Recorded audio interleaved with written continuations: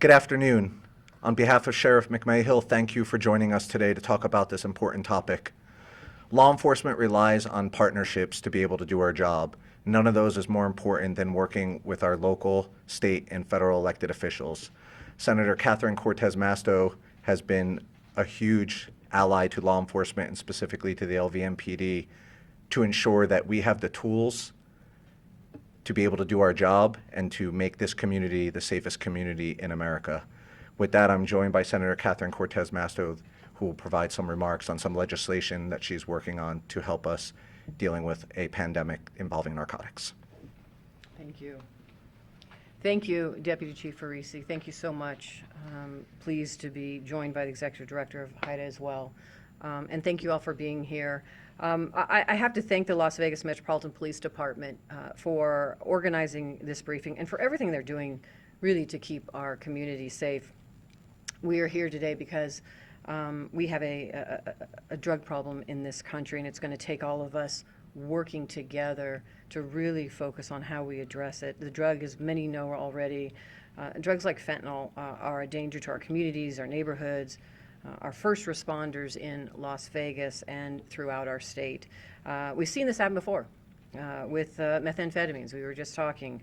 The meth crisis was and still is a big reason why I continue this work. When I was Attorney General, that's where it started for me, working with our law enforcement on really cracking down on methamphetamine and working closely with our law enforcement to go after those meth manufacturers and limit the sale of the chemicals that are used as those precursor drugs. But you know, our police are still working hard to hold meth manufacturers and traffickers accountable. Unfortunately, in recent years, we've been seeing fentanyl take a similar trajectory as meth. It's compounding the challenges that we've had with meth and is adding to really the devastation that we are seeing in our communities.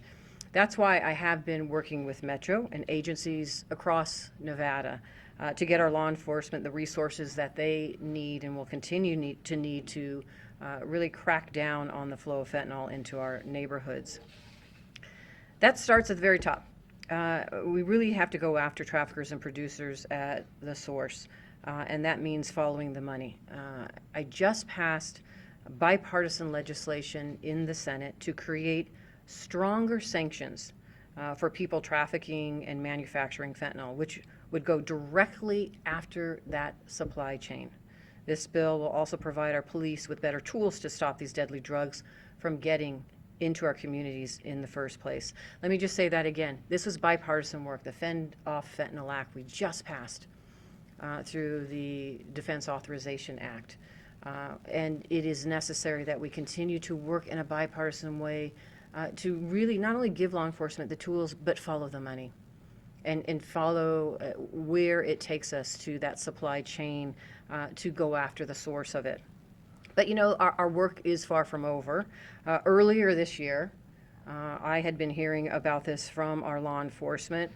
We were starting to see xylazine making its way across the country into many communities and some of it here in Nevada.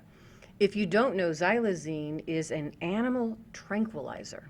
It's an animal tranquilizer that drug traffickers have been adding to fentanyl to increase the potency of the drug and to boost their profits.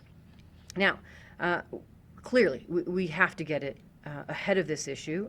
And right now, because it is an animal tranquilizer that veterinarians use for a legitimate purpose, it is not illegal for it to be used illicitly.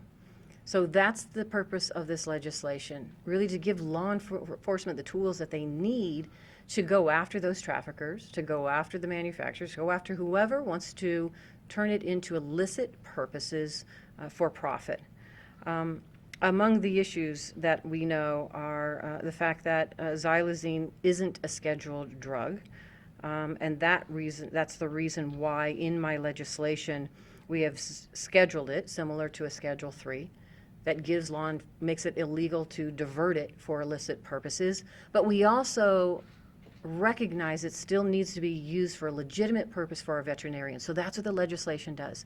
If you're going to divert it for illicit purposes, law enforcement now has the tools across the country to go after those individuals, those traffickers. Again, I can't stress this enough. Xylazine is just one of many ways that these large-scale criminal organizations are going to try to profit off of Americans here, people in the United States, for illicit purposes for drugs. And if we don't stay together, if we don't stand together at a federal, state, and local level working to address this, to keep our communities safe, we're going to have one too many that we're going to lose in our communities. One is way too many already. We see it time and again.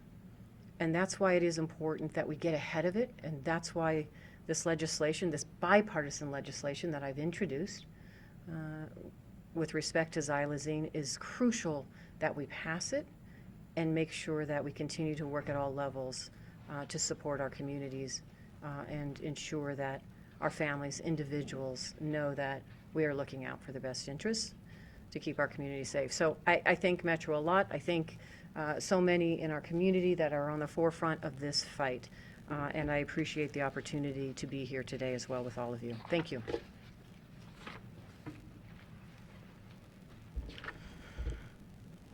So good afternoon. I'm Nick Farisi. I'm the Deputy Chief of the Investigative Service Division for the Las Vegas Metropolitan Police Department.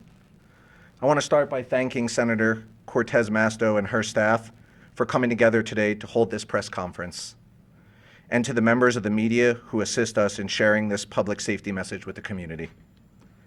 As of August of this year, the Clark County Coroner's Office reported 450 overdose deaths within our county. 50% of those involved the illicit drug fentanyl.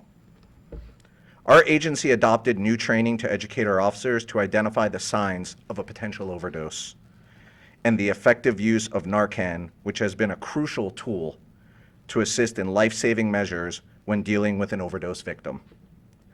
As the Senator mentioned, we have seen a new drug surface across the nation known as xylazine, also known as tranq on the street. What we know is that xylazine is a non-opiate sedative most commonly used with veterinarians. It has been found in street drugs as a cutting agent with fentanyl and other narcotics. Xylazine does not have an approved use for humans and is incredibly dangerous, causing depressed breathing and heart rate, unconsciousness, and unfortunately even death. Unlike fentanyl, xylazine does not have an approved antidote like Narcan. This means that if you or a loved one overdose with fentanyl or any opioid that has xylazine in it, Narcan will likely not be effective. Since 2020, 4 people have died from an overdose where xylazine was determined to play a role in the cause of their death. While the number of our cases involving xylazine remain low, we want to create awareness around this dangerous drug before it makes its way into our community the way that fentanyl did in prior years. In 2020, we saw a 30% increase in fentanyl-related deaths across the valley, and our citizens demanded a call for action.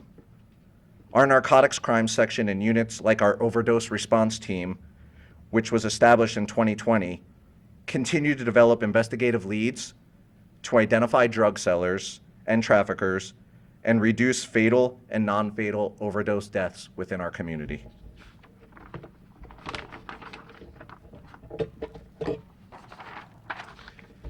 This year, our narcotics section has seized approximately 136 pounds of fentanyl. That's 136 pounds of fentanyl. Although a small number in comparison to the big picture, each pill we removed off the streets could be a life saved. And just remember just how little fentanyl you need to ingest for it to be deadly. We must remember fentanyl is often disguised as a prescription pill, which can be 50 times more potent than heroin. You can only imagine how much deadlier the ingestion of these drugs can be if xylazine is incorporated into the mixture. We are asking our community to please do your part and keep in mind the following safety tips. Never purchase a prescription medication on the streets or social media, as it could contain lethal doses of fentanyl or xylazine. Only consume medication prescribed to you by a licensed physician and obtained through a legitimate pharmacy. If you or someone you know suffers from substance abuse, please seek help. Before it's too late. There are multiple resources available. If you need to know some resources available to you, please visit our website at www.lvmpd.com. On that website, you'll click on helpful links, and there will be a drop down to LVMPD resources and a brochure that provides avenues to seek help. Do not allow someone you know or yourself to fall victim to these drugs. This is 100% preventable.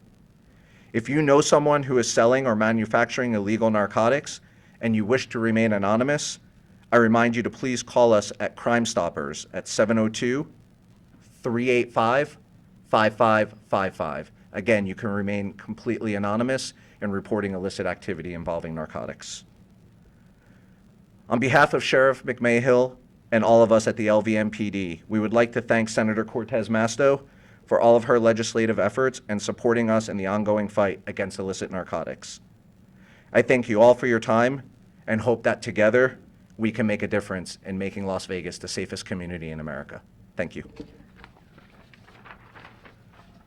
Now I'd like to open it up just for a few questions. Are you finding that the xylazine is coming from vet's office, or is it being produced in some way somewhere? Right now, we're seeing a little bit of both. I mean, most of our illegal narcotics, especially dealing with fentanyl, is coming south of the border with drug trafficking organizations and cartels. How they're getting that and how they're manufacturing it, I can't speak on right now, but the one legal use is through veterinarians. Nick, just to be clear, you are now saying that you have seen, that Metro has seen xylazine in some of the seizures that you've been able to make? Yes, while small in numbers, our fear is that that's going to grow just like fentanyl did. And if you remember, in the mid to late 90s, we saw a spike with illegal drugs with ketamine, also known as Special K, out on the street. When did the xylazine first show up? We started seeing that in late 2020, early 2021, and it's little by little, it's starting to creep into communities across America. What does it look like? I mean, is it pill form? Is it broken down into particles? Yeah, we're seeing it pressed into pills, and like I said, they're blending. You know, they'll pretend to sell a pain pill, and they'll cut it with fentanyl, and they'll cut it with xylazine. Are you working with any of the veterinarians to see if they can put a lockdown on this, or to see if they get requests in? Is there, like, until the legislation is done, any efforts to try to curb the amount getting out? Well, that's part of what this campaign is, and like the senator said, right now it's not illegal. So that's the challenge. So right now it's about bringing awareness to our community and educating our community, and especially parents. You know, that's our first line of defense, because we see that our youth wants to turn to pills sometimes because they're easier and readily available. I have time for one more question. For Senator Cortez Masto, when we talked about this back in May, you had mentioned that part of an element of this bill, the fentanyl bill, was to make sure that resources were available to keep this from coming over the border. Is in the approved form now, that's been voted on, are you comfortable that funding is there? So the xylazine bill has a couple of things in it. One is to make it illegal to divert the xylazine for illicit purposes, but still legal for our veterinarians who use it for large animals, right? So like the Cattlemen's Association in this state was instrumental in helping us draft this legislation, because it is important that our veterinarians for large animals still have access to this tranquilizer. And so that is part of this. The other piece of this legislation is to give the DEA tools they need to track this drug, how it's being diverted. So my understanding is a lot of the xylazine is coming from Mexico and coming into Mexico from other countries. The legislation itself gives DEA the tools that they need to track it and track it outside of this country to find the source of that supply chain as well with respect to xylazine. But it is important that we also understand there's a legitimate purpose for it, And that's why not only the Cattlemen's Association here in Nevada, but across the country, the National Association have been instrumental in working with us on this legislation, along with the DEA and the Department of Justice. Thank you very much.